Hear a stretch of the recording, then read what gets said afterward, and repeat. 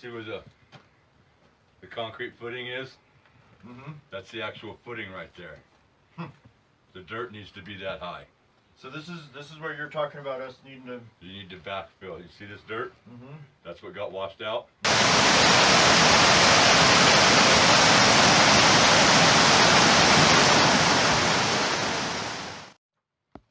You can follow it around like this. That's what the dirt needs to be filled in that high. And so what about the earth to wood contract? It's treated wood. So just bury the posts. It's and go fine. ahead It's and- treated wood.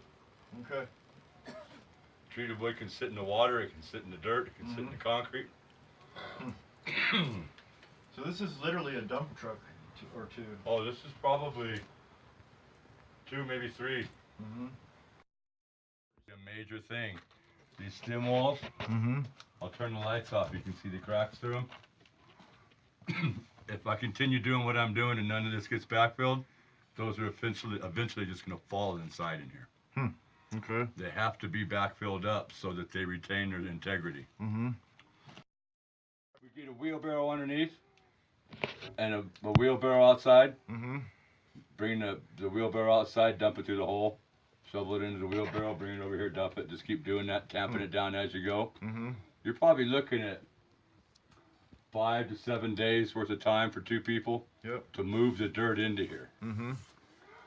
But by the time I'm done doing what I'm doing, it will be safe if they wanted to have a meeting up here and have a whole bunch of kids, 14 to 18-year-olds underneath there working, so that you know that they got some kind of common sense. Okay. And they could do it by buckets even. Just handing, handing buckets back and forth. Put in a foot of dirt, tamp it down. But I'm pulling this beam out right here. You see this space right here? This is happening because I'm trying to level this beam out. And in doing so, that beam's got a bad arc to it. So this is the one that was warped? Yeah, really bad. It had a 5-inch warp in it. 5 So inch. From that point down there where I had a post underneath the end to the post that was right behind you was the only thing holding that part of the house up. Those 2 new posts. I'd lower this post over here and nothing would happen.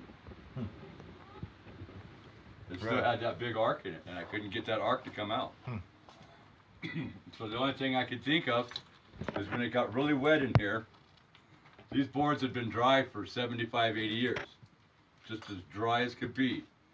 All that moisture in here sucked up into those boards. And then the weight? And then the weight of everything going and bowing down because it was out of whack now, when it dried like that, it's near impossible to get them to straighten back out.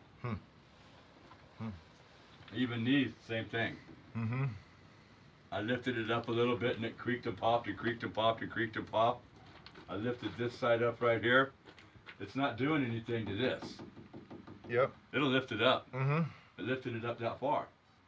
But what happened is the crown of the beam broke it loose from the top. And that's what you're talking about. Nothing's nailed in at all. It's just all sitting on them. Yeah, it's all just sitting there. This one here is nailed in everywhere. The center. So we've been here since about 9:30 working on this beam. We'll have it out by probably 2 or 3 o'clock. We'll have the new one in.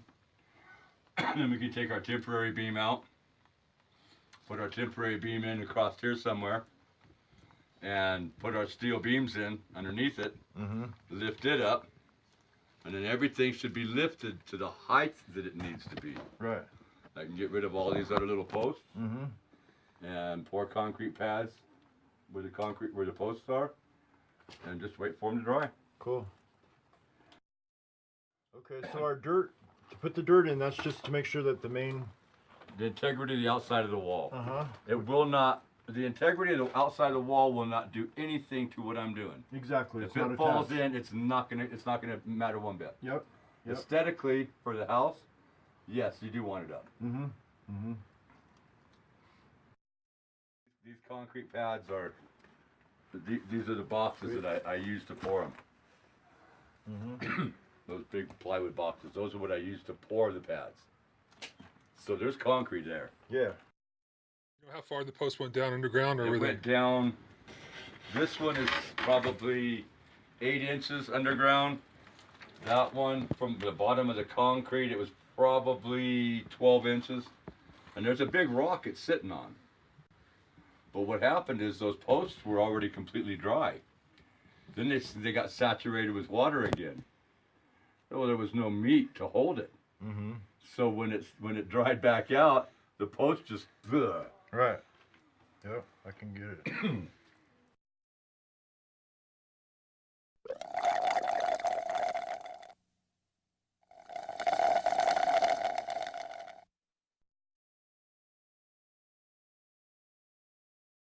The edge of the concrete out here, that needs to be filled up above that lift there With rock, with dirt. dirt as well. I would say maybe halfway through that course of block or all the way through that course of block, and then sloped at an angle away from the house. And what that does, it keeps any water that comes off the roof running away from the house. So our best bet is to get clean fill instead of trying to get dirt from here Yeah. and work with that, and then all of our rocks we can pull out of the creek. Right. This hole right here, you can see underneath the house. From underneath the house, you can see out.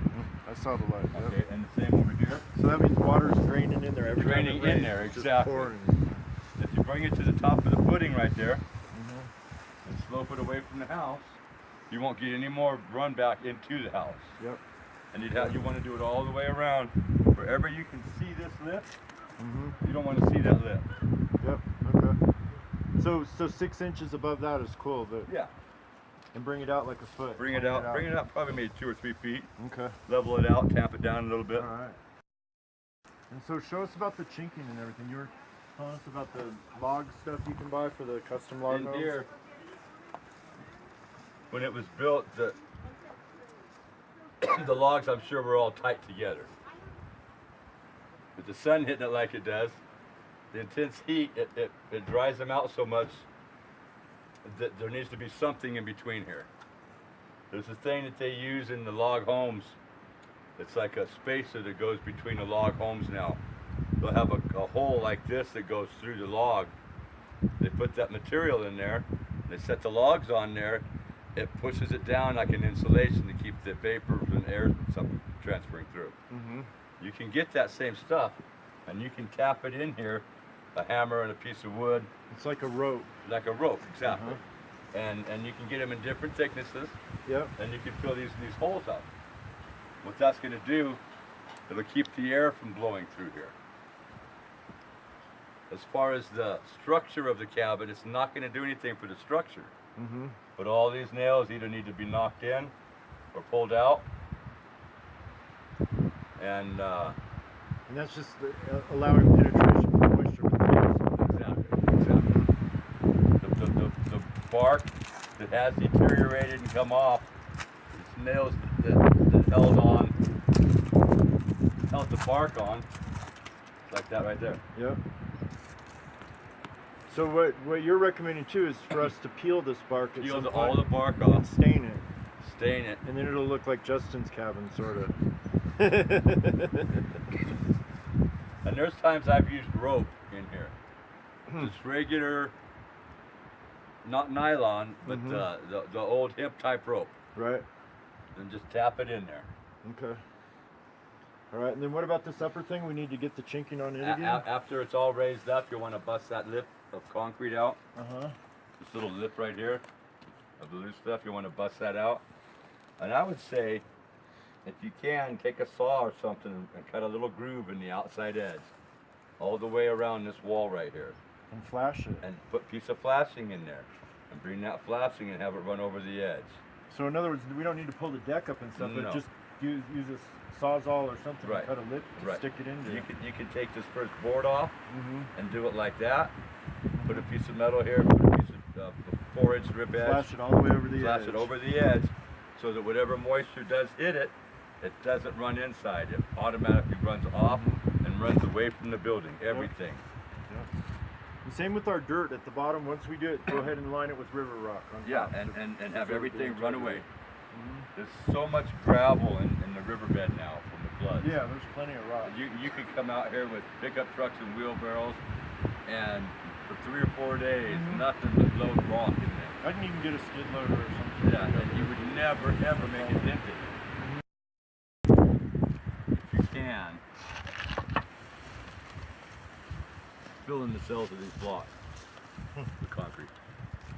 Yeah, that's crazy. They never. That will make the wall stronger. And they're all empty, huh? Every one of Because them. I remember we knocked around on a lot of them. that Every day. single one of them. Yep.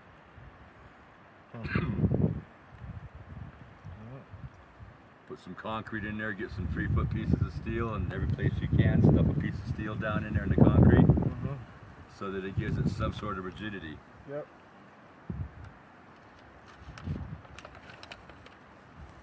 Okay.